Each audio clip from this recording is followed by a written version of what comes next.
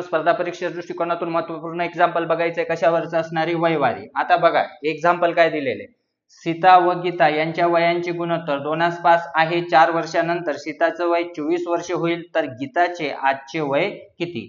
तर आपल्याला काय म्हटलेलं आहे, गीताचे आजचे वय किती। आता इथं जर विचार केला, सीता आणि आपण काय लिहिलेले गीता, त्यांचं गुणोत्तर काय असणार आहे, सीताचं काय असणार आहे, आपलं 2 पकडू आणि गीताचं किती असणार आहे 5।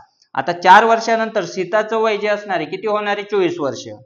किती होणार आहे, 24 वर्ष। तर मित्रांनो बघा, जर 4 वर्षानंतर 24 वर्ष होईल तर आजचं वय किती असणार आहे, मग 20 वर्ष।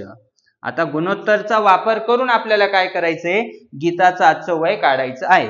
बघा 2ला कितीने गुणल्यानंतर आपल्याला 20 मिळणार आहे, 10ने। कितीने गुणल्यानंतर 10ने। त्याच पद्धतीने 5ला सुद्धा कितीने गुणायचं आपल्याला, 10ने। 5 10 किती असणार आहे आपले 50। म्हणजेच काय, जी गीता असणार आहे ते गीताचं आजचं वय किती मिळणार आहे आपल्याला, 50 वर्षे।